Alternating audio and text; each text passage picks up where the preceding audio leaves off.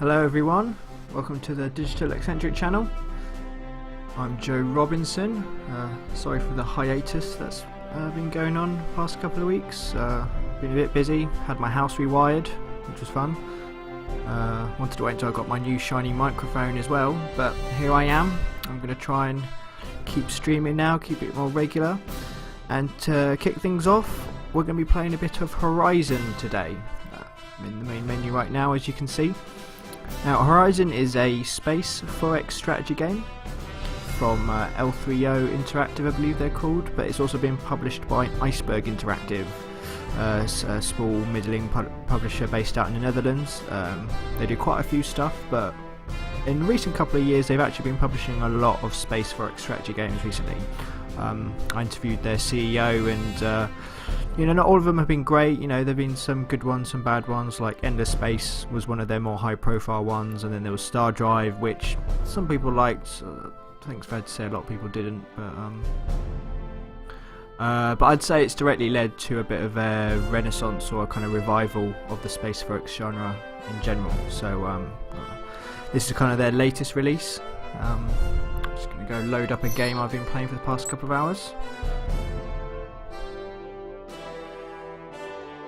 Now the thing about Horizon is that it kind of goes for depth and sort of management qualities over visual style, which you'll see in a minute once it finishes loading. So yeah, this kind of mishmash of coloured squares is the campaign map. It's just a randomly generated galaxy. I believe it's on the largest setting, so this is about as big as it gets. And this is where you spend most of your time, really. It's kind of Empire, forex management more than anything else. It does have a turn-based tactical combat layer, which I'll hopefully get to show you before the stream is up. I am actually at war with several people, so I'll try and speed that along for you. And yeah, it's a little bit basic maybe, but it's not that. I mean, I can be a bit of a visual snob these days. Like, it's 2014. I believe even the kind of most shoestring budget studio can, pull out some quite decent graphics if they want to. So I suppose this grates on me a little bit. I mean, it's kind of pretty. There's not a lot to it, but it will do. It serves its purpose.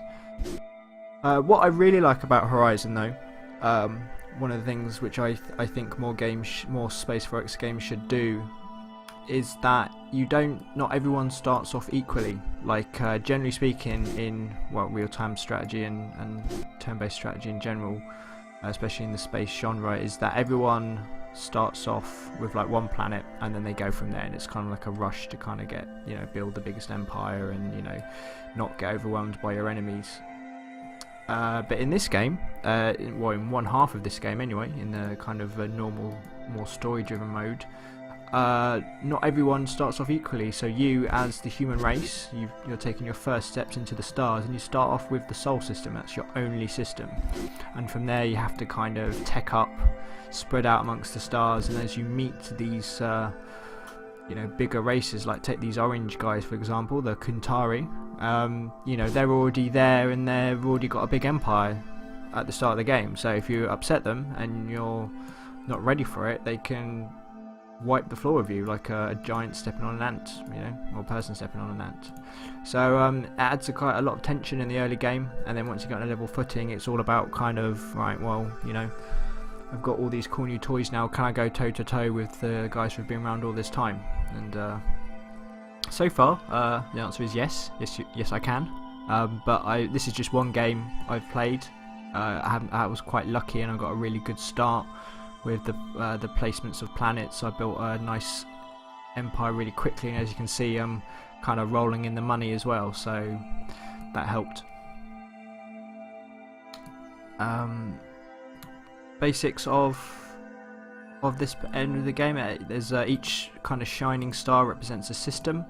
A system can have up to 9 planets, as example by the Sol system, although not many systems I've found actually have, as I see, is another one.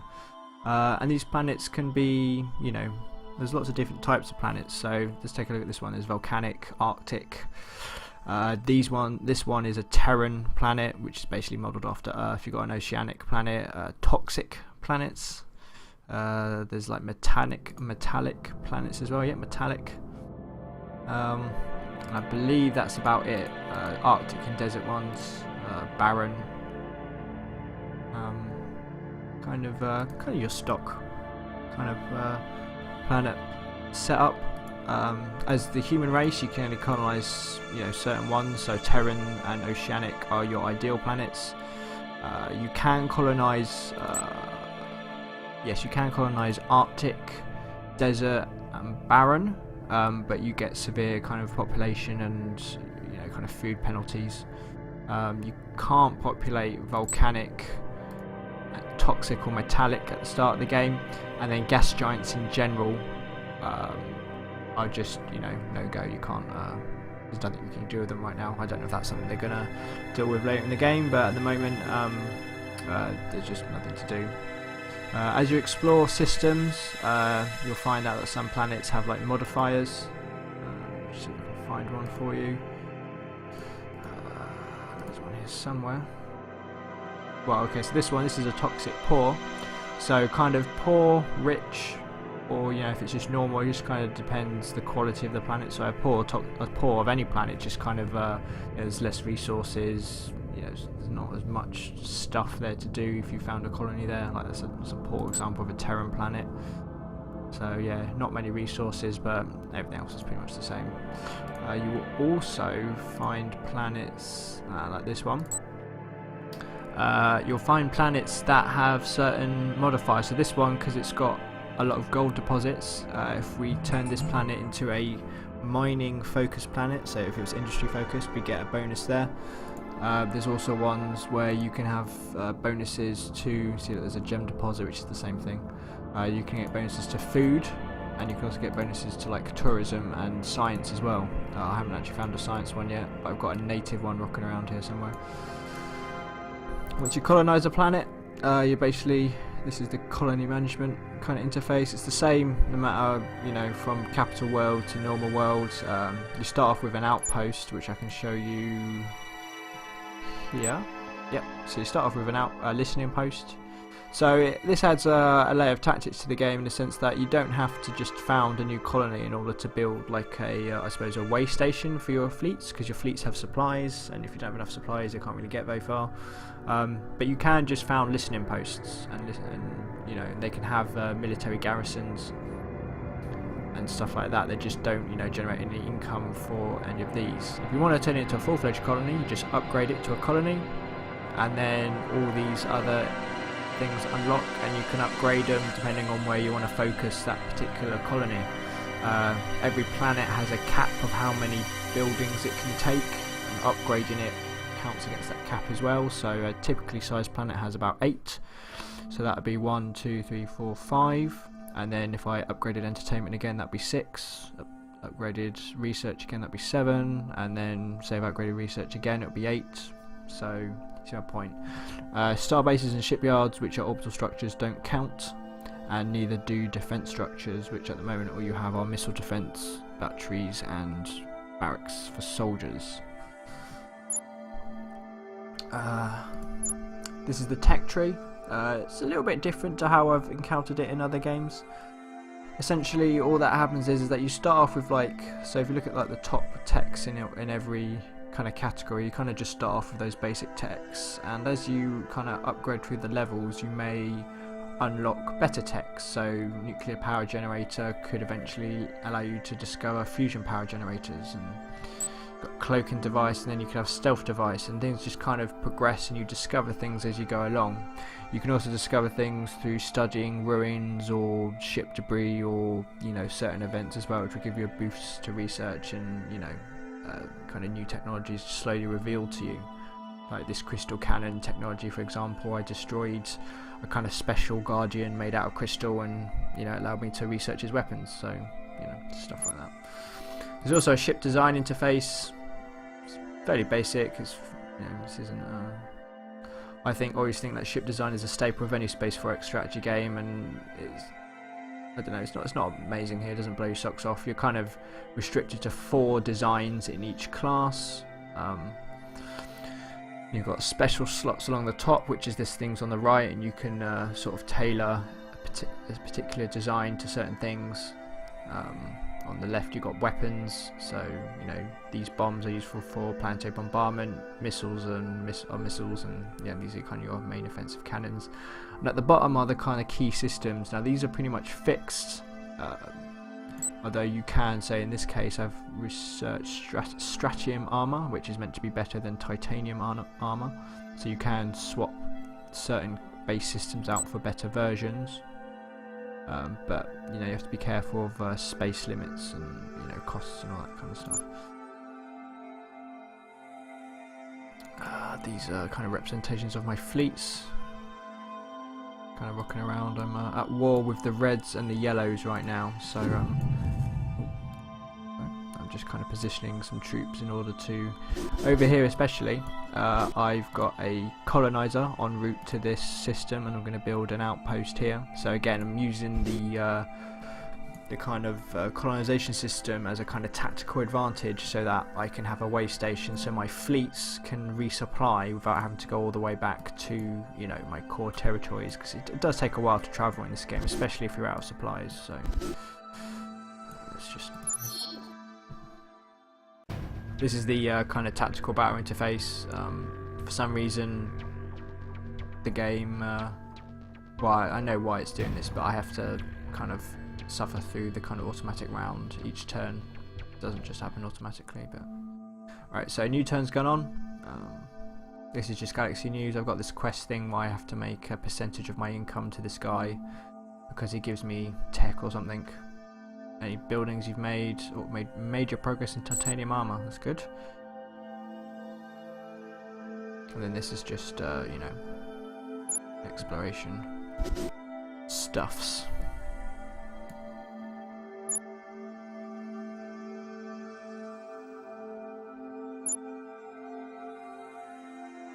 It's kind of, this game was released on the 6th of February. It's been kind of in early access beta for a good 3-4 months, maybe longer before that. I can't remember when it launched on Steam Early Access. It hasn't changed a hell of a lot since Early Access, which is a bit disappointing. I suppose the meta game has improved a lot. You get a lot more kind of random events and quests, but even the quests themselves, they don't really... They don't give you a lot of direction. Like, for example, this one, you know, I can speak to someone who's on a planet in this sector. Now the sector setup is a bit weird, you kind of have to get used to it. It's not laid out in an order you'd instantly recognise, but it's like that's kind of like a long thing, because you know I'm not gonna just go over there, especially if it's miles away, just because I'm supposed to. I'd rather expand my way out there. And there's a lot of stuff which mainly revolve around kind of finding stuff, or you know, making trade-off decisions and stuff like that. So it's not, my socks haven't been blown off, shall we say. But you know, it's just it's not bad.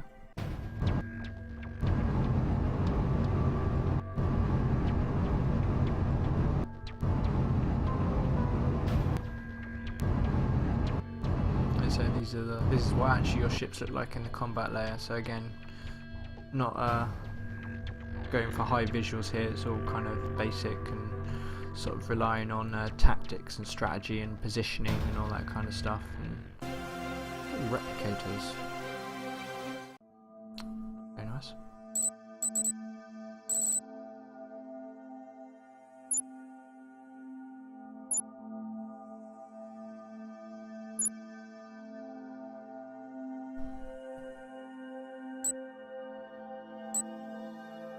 At the moment I'm just kind of hunting around for interesting ruins, basically, because they give you you know, bonuses to text research, and it's really useful for getting a leg up. Right, so this one I'll send him to dig.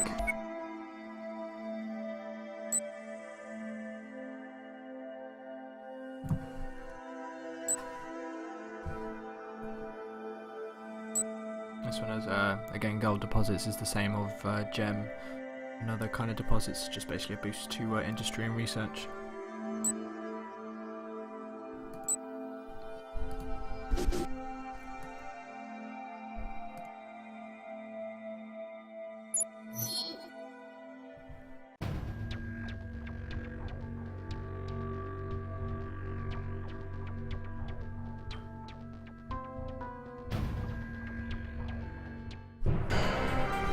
Every now and then you get these kind of quirky news updates.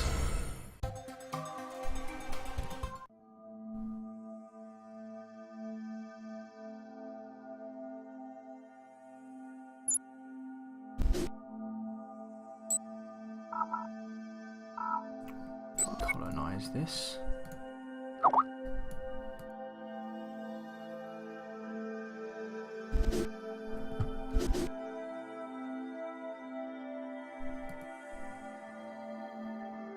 See, the Warbex have made a planet within near a couple of my other planets. Again, they could be doing the same thing, you know, making a forward base to attack me whilst my main fleet is otherwise engaged.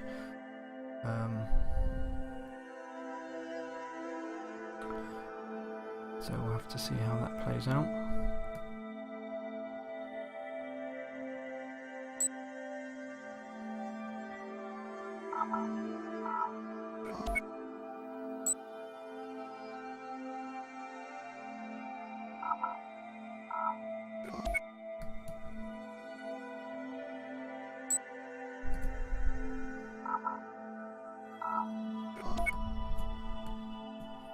I've got another fleet on its way, so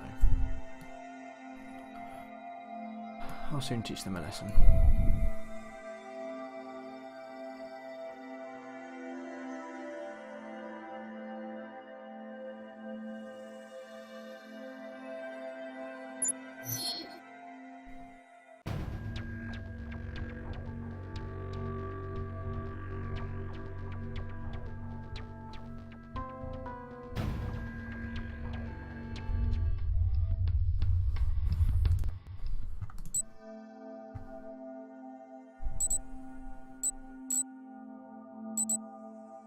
Yep, as you can see, EDF2, EDF, they've been resupplied, which is what I wanted.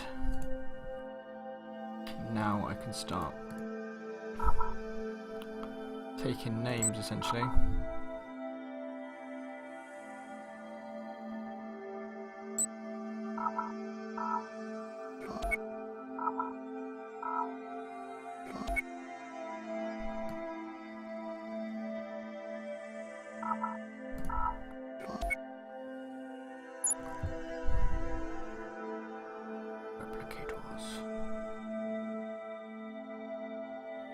Never liked them in Stargate. I thought they were a bit overpowered, and then they kept bringing them back, especially in Stargate Atlantis, and that was just weird.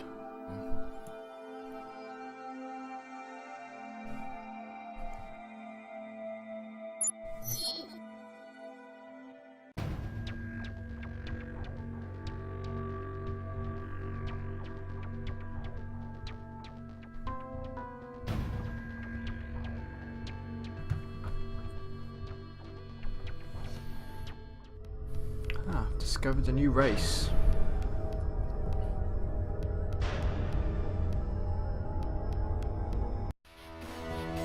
And another one.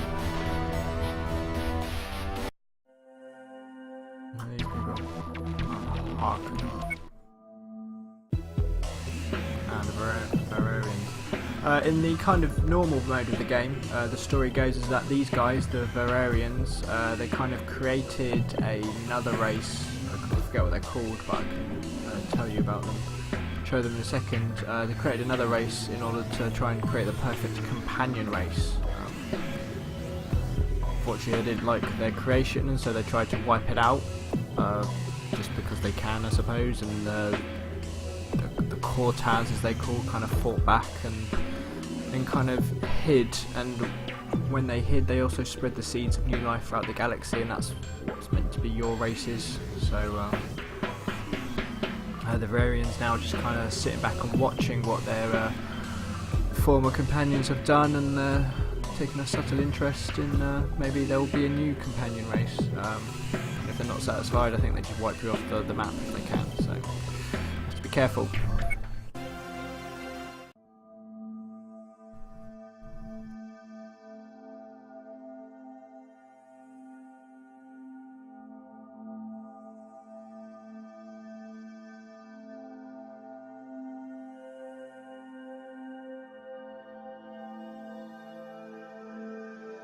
These are just kind of quests you can get. Kind of weird. Again, they don't tend to do a lot.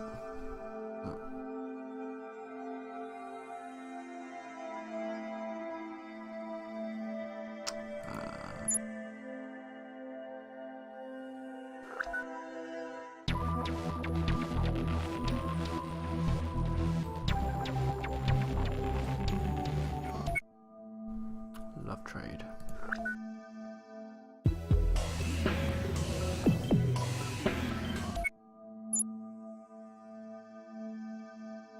Yeah, so these guys, these are the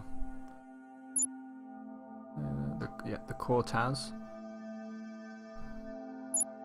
So we only have one planet left by those things, which is it's a shame, but it's alright, we'll protect them.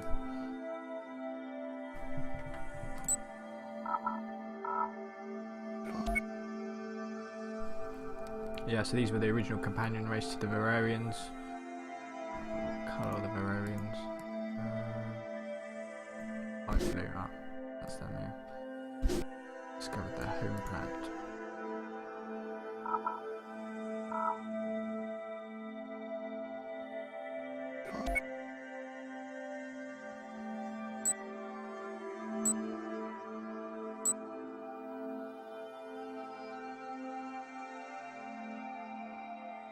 I see it. If you look here, the Harken, they can live on metallic planets straight away because it's because they're crystals. They don't really need earth and water and soil and all that.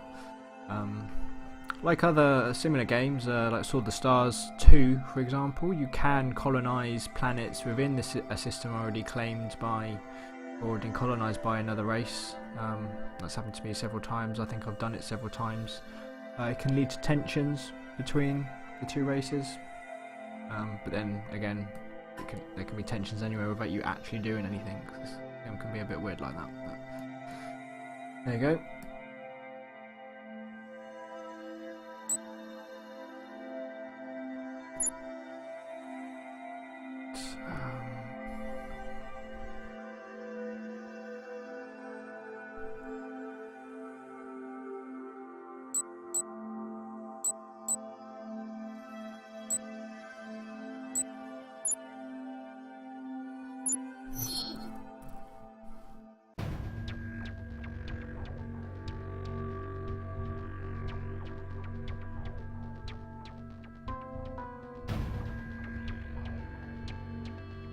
The reason it keeps doing this is because there's technically, well, it's not really an enemy, it's just, these are people I've been at war with.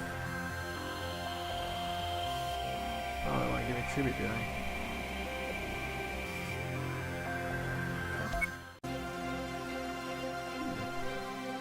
they? New armor.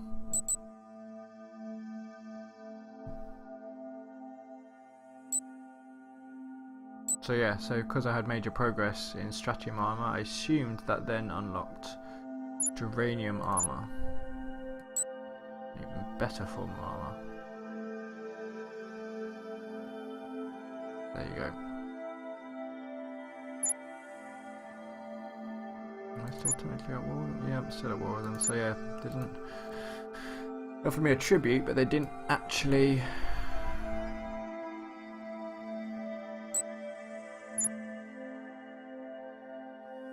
ask for a ceasefire. Maybe they think they don't need it. Ah, see, yeah, there's one. There's natives. The natives on this planet would give me an increased food production on this planet if I were to turn it into an agricultural world. Planet management is a little bit wonky still, I think.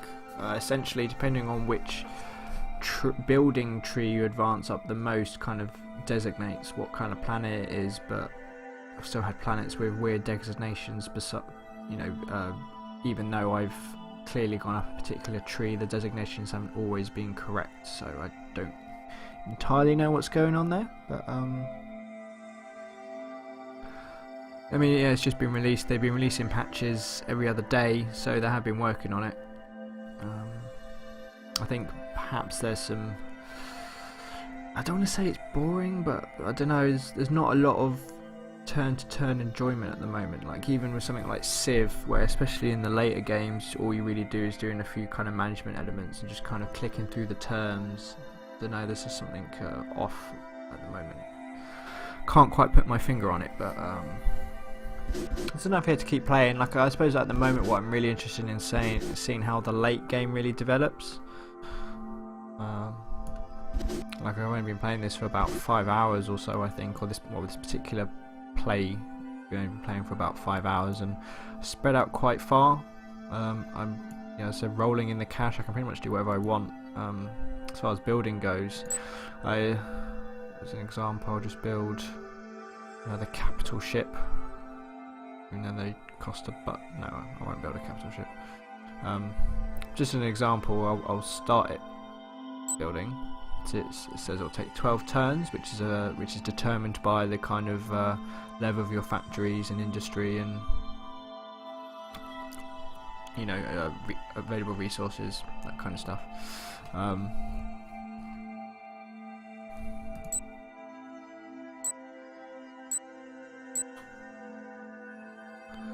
But you can press this button right here, so you can increase production to complete something early, and it basically just rushes it to 1 turn, which is quite useful in early games. If you can get a good kind of money flow going, you can rush a lot of stuff, but it kind of gets a little bit ridiculous when you've got too much money, because you can found a new colony and then throw up a star-based shipyard, barracks and missile defense in basically 1 year, which is what 1 turn encompasses. So it kind of, I suppose, breaks the immersion a little bit, but I guess it's just how the mechanics play out in the end, I think.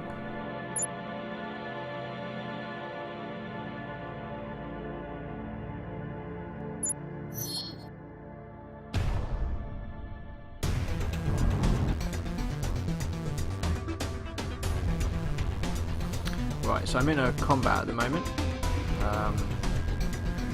It's been triggered because there is a Barbeck scout in one of my systems, and my planet is armed with missile defense batteries, so it's launched this wave of 9 missiles at the scout, so the scout's probably going to be killed off in fairly quick order. I'm hoping there'll be a better battle to show you in a bit, so I'm just going to skip this one essentially. So I'll just skip it there. And has to tick through. There's 20 rounds available in a turn, so if you're fighting a match you have 20 rounds with which to win essentially. What do they want now? Oh, they want a peace treaty, do they?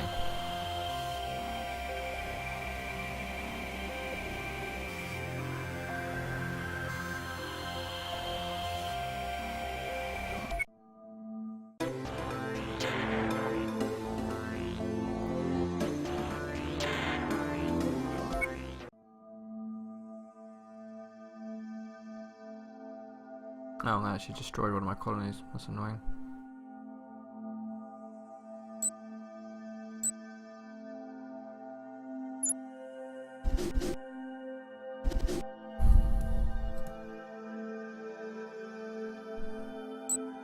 But again, this is where I suppose things get a little bit broken, so I'll build it. Oh no, 72 turns. Splurge. Money. And, I can replace that quite easily, so...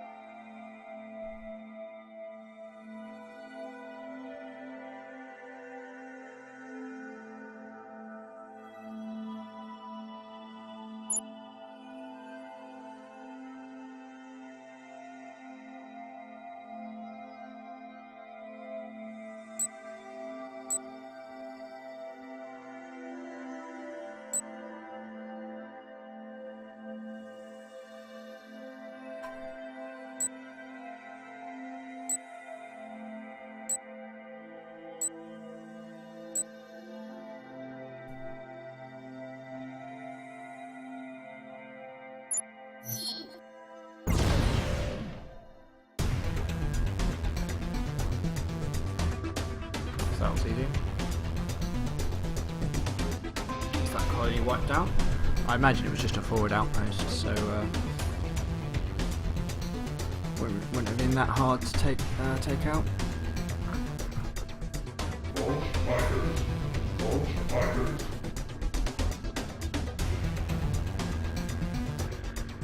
Oh, looks like a bomber or something turned up.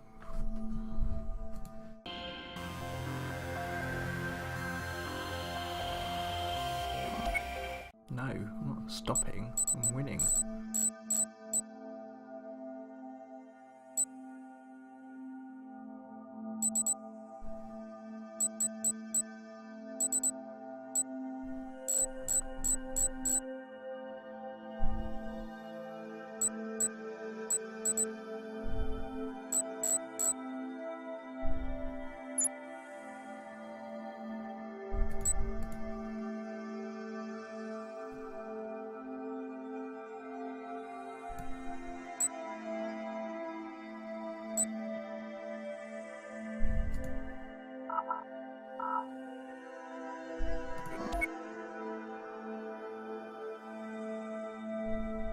These things are neutron stars. At the moment all they do is kind of block sensors and communication. There's never anything useful in them, like same with black holes actually. There's one down there, there's one down there. They're not really do anything right now, so even though you can explore them, there doesn't seem to be any point to it at the moment. So I'm not sure what they were thinking of doing with that system in particular. Push on. No, survey that system instead.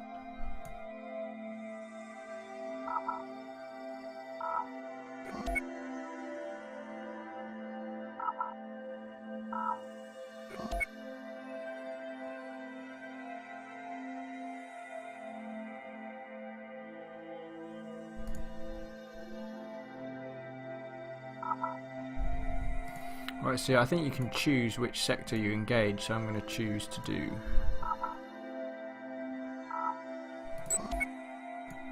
bombard that one.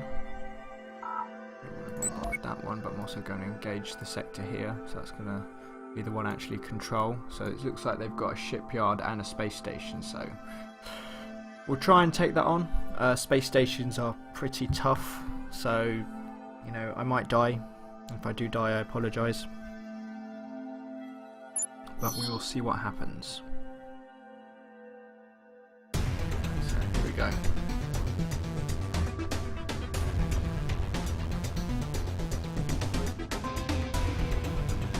So we've got one light scout. So as you can see, so the only problem I really have with like the combat interface is that, I don't know, sometimes the visuals clash, it's really hard to see what's going on.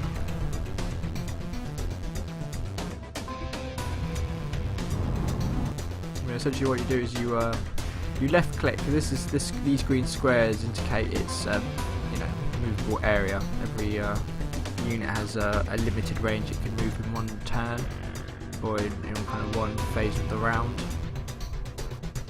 So you left click to move in a valid space, you right click to orientate direction. This direction is important because as you can see down here, there's lots of different zones, like this is shields, this is armor points, so direction can be important. And when designing ships as well, you can stick weapons in different areas, and depending on kind of what weapon you put in, they'll have various fire arcs, so you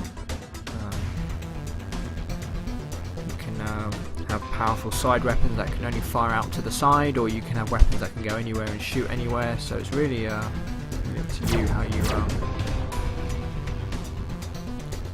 do that one. Yeah, they're probably not going to last much longer.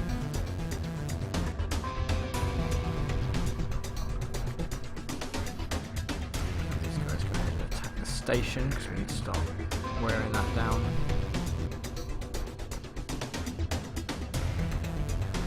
At the moment I haven't really figured out the merits or otherwise of kind of attacking from different directions. Certainly when shields are concerned, like this one doesn't have a shield by those things, but where shields are concerned, think it's better to attack the same direction just to weaken it, but then as far as armor points go, kind of in-game guide suggests that you attack from multiple directions just to kind of overwhelm them.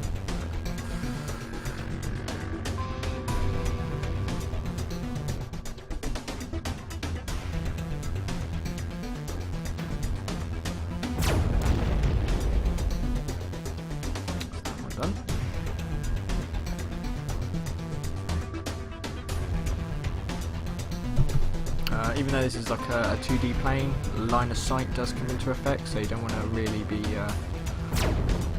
blocking. I think you can accidentally block your ships with certain weapons.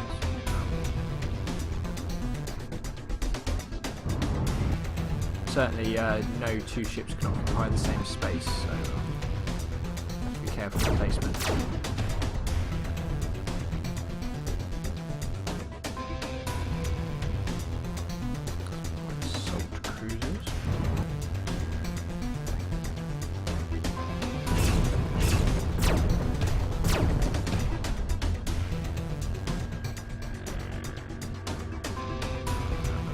Carrier ship that I've got. Don't like carrier, still pretty stacked up.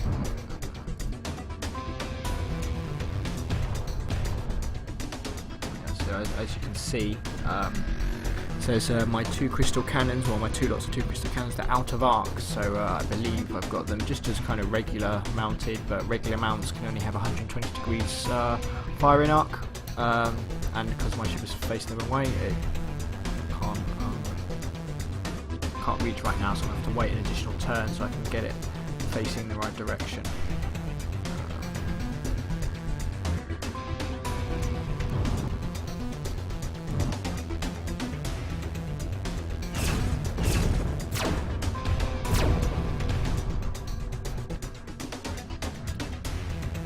Not quite sure what determines hit values and stuff, like especially with these larger ships and the larger weapons. I don't know whether it's better to be further away or whether you can stand to be a bit closer perhaps.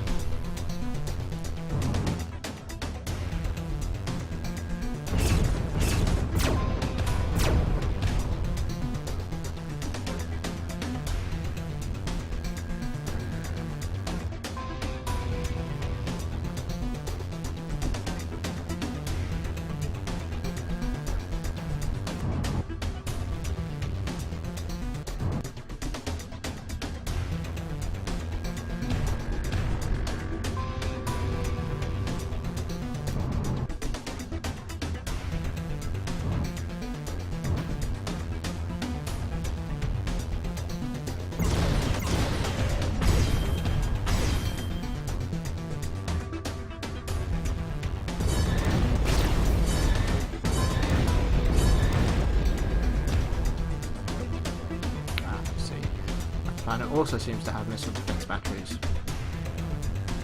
which is going to make my life awkward if I don't hurry up and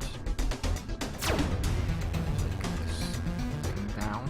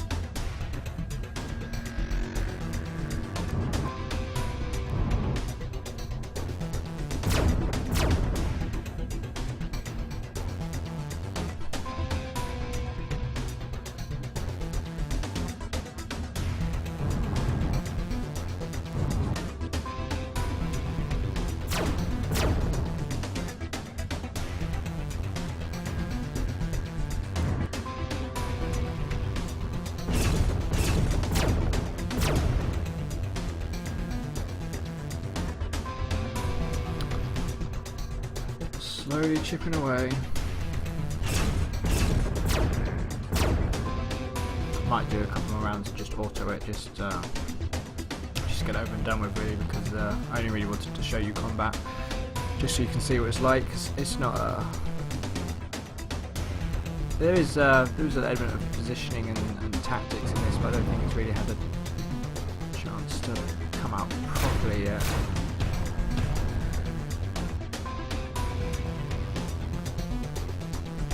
Especially when you get to a certain point like this, and I don't really see the point in moving around right now, which is like a waste of effort.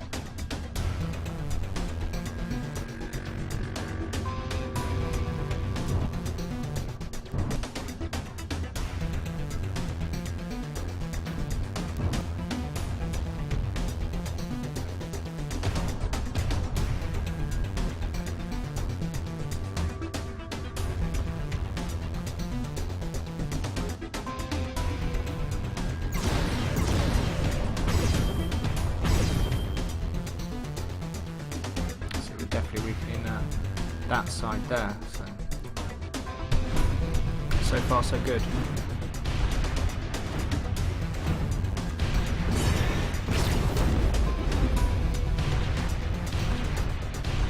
a lot of the missiles are slamming into it. There's another wave of those missiles.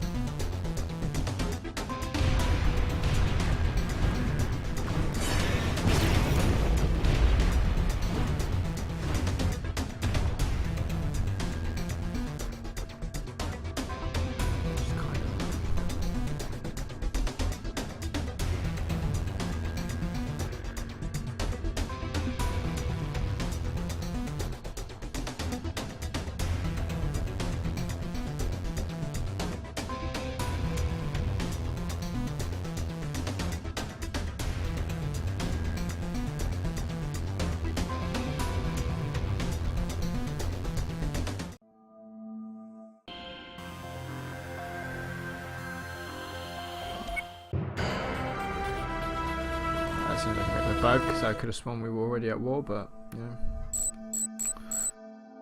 There you go.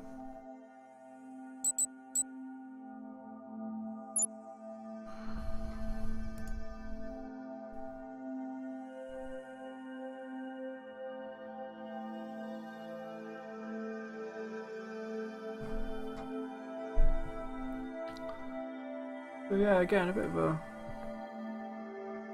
an odd game, all things considered. that kind of rounds up the basics, I suppose. There's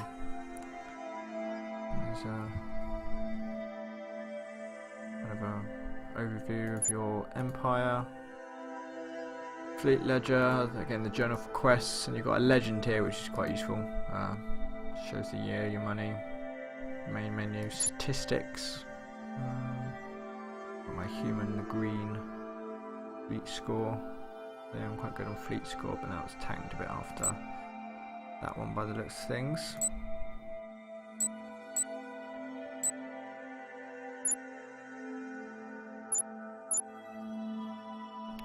It shows some promise, like doubt it will become the civilization of space, I suppose. And it's funny, again talking to Iceberg CEO a few weeks ago for Strategy Informer, one of the things he said is, well, one of the things that kind of defines this genre at the moment is this game better than Masters of Orion 2? Well, I've never actually played Masters of Orion, so I can't really comment on that. So far, no game seems to have yet been able to beat Masters of Orion, especially games that I prefer better over this, I think, so I doubt this will be the Mu beta. But, you know, all in all, it's got some promise. It's still being worked on. I'll be interested to see, you know, hopefully it sells enough so that they can expand on it, so it'll be interesting to see how they do expand on it. I definitely think there's room for improvement in combat, because I mean, combat's the only other thing really that makes this game interesting, because after that, other than that, you're just kind of clicking turns and rolling in money. Combat is a little bit grindy at the moment, a little bit tiresome. It's not very intuitive either, I'd say. Like, I think I basically lost that battle, and I'm not entirely sure why. You know, I had a big fleet, I was, you know, firing away. Maybe my tech wasn't as good, but again, it's down to the star bases are really tough. Like, they're kind of like the ultimate defense in this game at the moment, it seems. So, but yeah, there's definitely room for improvement. I am reviewing this game officially for Strategy Informer, so if any of you do read that, my review will be up hopefully by the end of the week, so you can read some of my impressions fleshed out a bit. I hope the stream was alright. Again, because it hasn't been consistent, I'm still kind of feeling my way into this kind of streaming business. So if you have any technical feedback on the visual audio quality of the stream, it's appreciated. I will try and make these more regular. But yeah, I'm going to call it a day there. So thanks for watching. I hope I gave you some food for thought, and I want to try and show you kind of different interesting games that kind of crop up. You know, everyone streams like, you know, Daisy and Rust and all the kind of current flavours of the week, but I like to try and play the games less played. So if you have any suggestions, just let me know. But yeah, thanks for watching, and I'll catch you next time.